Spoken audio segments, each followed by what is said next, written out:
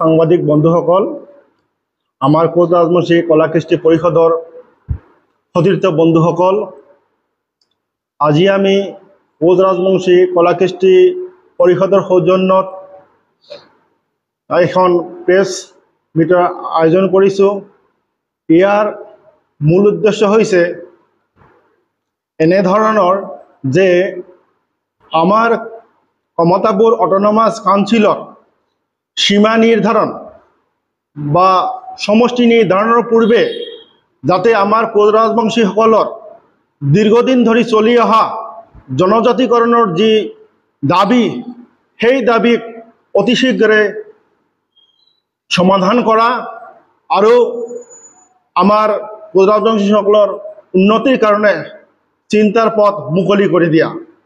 দ্বিতীয়তে, আমাৰ কমতাপুৰ অট'নমাছ কাউন্সিলত চলি থকা যি ৰাজনৈতিক অচল অৱস্থা, তাৰ প্ৰতি আমি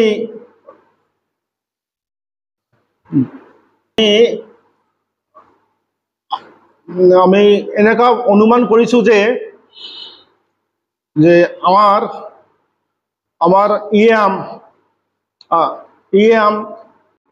আমাৰ KACৰ বিভিন্ন সমষ্টিৰ মহকুমাত যাতে এখনকৈ চিলাৰায় ভৱন নিৰ্মাণ কৰে, তাৰ কাৰণে আমি দাবী জনাইছোঁ। তাৰোপৰি আমাৰ কোচ ৰাজবংশী ভাষাক যাতে ৮ম সূচীত অন্তৰ্ভুক্ত কৰে, তাৰ বাবে আমি দাবী জনাইছোঁ।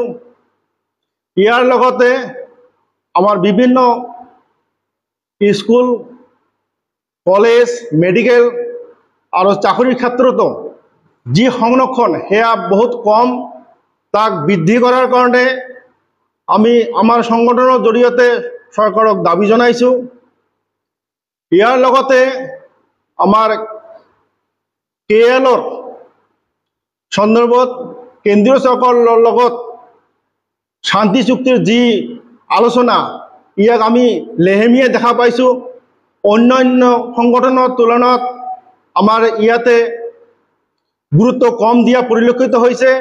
গতিকে আমি আমাৰ এই সংগঠনৰ জৰিয়তে আমি আহ্বান জনাইছোঁ কেন্দ্ৰীয় চৰকাৰলৈ, যাতে সিহঁতে অতি সোনকালে শান্তি চুক্তিৰ এটা ব্যৱস্থা কৰি সিহঁতক মূল সূচীলৈ আহিবলৈ সুযোগ দিয়ে। আমাৰ সাংবাদিক বন্ধুসকল আৰু আমাৰ কোচ ৰাজবংশী কলা কৃষ্টি পৰিষদৰ অন্যান্য সদস্যবৃন্দ, কথাটো হ'ল আজিৰ আমাৰ যিটো সংবাদমেল, এই সংবাদমেলত আমি কিছু কথা প্ৰকাশ কৰাৰ কাৰণে আমি আজিৰ সংবাদমেলখন পাতিছোঁ। আপোনালোকে কোঅপাৰেশ্যন কৰি আছে। নাম্বাৰ 1 কথাটো হ'ল আমাৰ যিটো কোচ ৰাজবংশীসকলৰ KACৰ যিটো সমস্যা, ইয়াৰ যিটো সীমা নিৰ্ধাৰণ আৰু যিটো ছিটবিলাকৰ যিটো সংৰক্ষণ, আসন সংৰক্ষণ, এই সংৰক্ষণ তেতিয়াই হ'ব যেতিয়া কোচ ৰাজবংশী জনগোষ্ঠীটোক জনজাতিকৰণ কৰা হ'ব। ইয়াক দীৰ্ঘদিনীয়া সমস্যা। গতিকে কেন্দ্ৰীয় চৰকাৰ তথা আমাৰ ৰাজ্য চৰকাৰক আমি বিনম্ৰভাৱে অনুৰোধ কৰিছোঁ যে এইটো সমস্যা হিচাপে ঘোষিত নকৰি সমাধান হিচাপে ঘোষিত কৰাৰ কাৰণে চিন্তা কৰিব লাগে। এইটো আমি আমাৰ অসম চৰকাৰ তথা আমাৰ অসমৰ মাননীয় মুখ্যমন্ত্ৰী হিমন্ত বিশ্ব ছাৰক টানি অনুৰোধ কৰিম।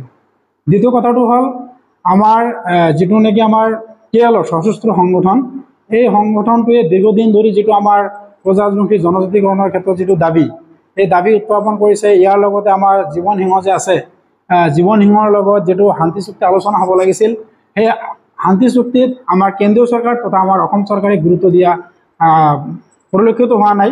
গতিকে আমি টানি অনুৰোধ কৰিছোঁ আমাৰ অসম চৰকাৰ তথা কেন্দ্ৰীয় চৰকাৰক অনতিপলমে আলোচনাৰ জৰিয়তে এই সমস্যাটো সমাধান কৰিব লাগে আৰু তেখেতসকলক মূল সুঁতিলৈ আনিব লাগে। তৃতীয় কথাটো হ'ল আমাৰ যিটো নেকি KAC দিয়া হৈছে, এই KACত খালি অকল কোচ ৰাজবংশী গাঁওবিলাকহে সামৰি লোৱা হৈছে। তো আমি বিনম্ৰভাৱে অনুৰোধ কৰিছোঁ খালি গাঁওবিলাককে সামৰি নলৈ ইয়াতে আপোনাৰ যিবিলাক আৰ্বান এৰিয়া, চহৰ অঞ্চল বা টাউন, এইবিলাককো সামৰি ল'ব লাগে, যাতে মানে আমাৰ KAC অট'নমাছ যিখন বডি থাকিব, যাতে এটা ৰয়েল্টি সংগ্ৰহ কৰাৰ যাতে সুযোগ পায়। যিখন চৰকাৰত ৰয়েল্টি নাথাকিব, ৰয়েল্টি সংগ্ৰহ কৰাৰ কাৰণে কোনো ধৰণৰ কোনো কেপাচিটি নাথাকিব, সেই চৰকাৰখন কিমান দিন তিষ্ঠি থাকিব সেইটো আমাৰ সন্দেহ হৈছে। আৰু তৃতীয়তে, জনজাতিকৰণ যদি আমাৰ নহয়, জাষ্ট খালি কমতাপুৰ অট'নমাছ কাউন্সিল দি এটা চিকেন ললিপপৰ নিচিনা দিয়া হৈছে, যাক নেকি পুতলাৰ নিচিনা দেখা গৈছে যে আমাৰ যিবিলাক নেতা আছে সেই নেতাসকলক সন্তুষ্ট কৰি ৰখাৰ কাৰণে এইটো দিয়া হৈছে। যেতিয়ালৈকে সংৰক্ষণ নহ'ব তেতিয়ালৈকে হয়তো আমাৰ প্ৰজাতন্ত্ৰীসকল এতিয়া OBC কেটাগৰীত পৰি আছে। এতিয়া আমাৰ অট'নমাছ কাউন্সিলখন চলাবলৈ বাহিৰৰ পৰা তেতিয়া OBC কাষ্টৰ আৰু বিভিন্ন কমিউনিটি আছে, তেওঁলোকেও আহি সেই পদবীটো দাবী কৰিব পাৰে। তাৰ লগতে আমি এটা আৰু এটা নিবেদন জনাইছোঁ, আমাৰ কোচ-ৰাজবংশীসকলৰ খালি কোচ-ৰাজবংশীসকলৰ কাৰণেই যাতে EM-JM পদটো সংৰক্ষণ নহয়। ইয়াতে ধৰক আমাৰ মুছলমান ভাইসকল আছে, আমাৰ বঙালী ভাইসকল আছে, আদিবাসী ভাইসকল আছে, সকলোৰে কাৰণে সমাহাৰে যাতে আমি আগবাঢ়িব পাৰোঁ। আমাৰ অট'নমাছ কাউন্সিলখন যাতে কল্যাণকামী এখন কাউন্সিল হয়, তাৰ কাৰণে আমাৰ যিটো নেকি চিট, সেই চিটটো আমাৰ এক্সটেনশ্যন কৰিব লাগে। ইয়াৰ বাহিৰেও আমাৰ কোচ-ৰাজবংশীসকল যিহেতু এটা অতি কি হয় ইয়াৰে থলগিৰি জনগোষ্ঠী, এই থলগিৰি জনগোষ্ঠীটোৰ যিটো ভাষা সংস্কৃতি দিনে দিনে এইটো বিলুপ্তিৰ পথত আগবাঢ়িছে। আমি আশা কৰিছোঁ যিটো শিক্ষা প্ৰতিষ্ঠানবিলাক তথা অফিচ আদালতত আমাৰ ভাষাটো যাতে প্ৰচলন আমি কৰিব পাৰোঁ, তাৰ কাৰণে চৰকাৰে আমাক সহায় কৰিব লাগে। আৰু আমাৰ ভাষাটোক সাংবিধানিক যিটো প্ৰক্ৰিয়া, সেই সাংবিধানিক প্ৰক্ৰিয়াৰ জৰিয়তে 8ম সূচীত অন্তৰ্ভুক্ত কৰিব লাগে। এইবিলাকক যাতে অনতিপলমে সমাধান কৰে, তাৰ কাৰণে আমি দাবী জনাইছোঁ চৰকাৰৰ ওচৰত। আৰু আমাৰ কোচ-ৰাজবংশী কলা কৃষ্টি পৰিষদে কিছুদিনৰ পৰা এইটো পৰিলক্ষিত দেখিছে, আমাৰ মাজত এইটো ধৰা পৰিছে যে যিটো কোচ-ৰাজবংশী অট'নমাছ কাউন্সিল আছে, তাতে আমাৰ যিটো কি কয় প্ৰিন্সিপাল ছেক্ৰেটাৰী, কিছুদিনৰ পৰা আমি এক বিশেষ সূত্ৰৰ যোগে জানিব পাৰিছোঁ যে প্ৰিন্সিপাল ছেক্ৰেটাৰী তাতে নাই। অনতিপলমে প্ৰিন্সিপাল ছেক্ৰেটাৰী দি আমাৰ কোচ-ৰাজবংশী অট'নমাছ কাউন্সিলৰ যিবিলাক ফাইল কুটাবৰ ক্ষেত্ৰত যিটো পেণ্ডিং হৈ আছে, অফিচিয়েল যিবিলাক প্ৰচিডিঅ'ৰ, সেই প্ৰচিডিঅ'ৰখিনি যাতে সোনকালে আগবাঢ়ি যায়, তাৰ কাৰণে এইটো ব্যৱস্থা ল'ব লাগে।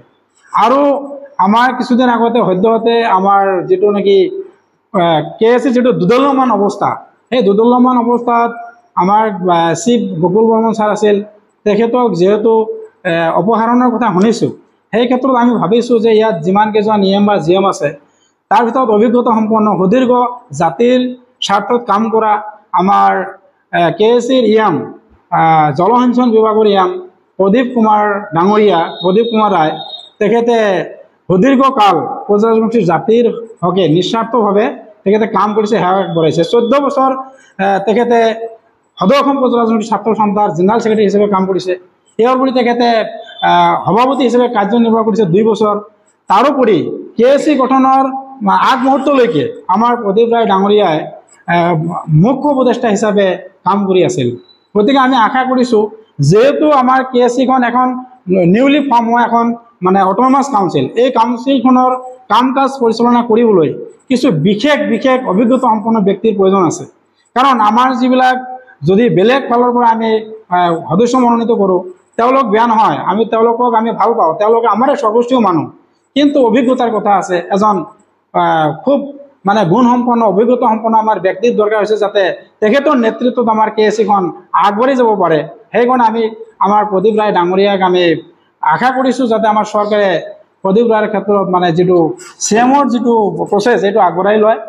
আৰু কথাটো হ'ল, তেখেতে খালি এইটো বিভাগতে নহয়, আৰু আমাৰ ওচৰ পজৰীয়া যিবিলাক জাতি জনগোষ্ঠী আছে, সকলোৰে লগত তেখেতে মিলিজুলি কাম কৰি থকা দেখা গৈছে। আমাৰ বাকী অন্যান্য সদস্যসকলেও কৰিছে, কিন্তু তাৰ তুলনাত আমি অলপ বেছি অভিজ্ঞতা সম্পন্ন যেন পাইছোঁ, যাৰ কাৰণে আমি প্ৰদীপ ৰায়কে আমি যিটো নেকি আমাৰ পদ, সেই পদত মনোনীত কৰাৰ কাৰণে আমি অসম চৰকাৰ তথা আমাৰ যিটো চৰকাৰী কৰ্তৃপক্ষ, তেখেতক আমি নিবেদন কৰিছোঁ। আৰু আমাৰ হিমন্ত বিশ্ব ছাৰকো আমি নিবেদন কৰিছোঁ, ছাৰ অনতিপলমে এই সমস্যাটো সমাধান কৰি KSCৰ স্বাৰ্থত, সৰ্বাংগীন উন্নতিৰ স্বাৰ্থত আমাৰ জাতিটোক যাতে আগবঢ়াই লৈ যাব পাৰে, তাৰ কাৰণে আমাৰ প্ৰদীপ ৰায় ছাৰকে মনোনীত কৰাৰ কাৰণে আমি বিনম্ৰভাৱে অনুৰোধ কৰিছোঁ।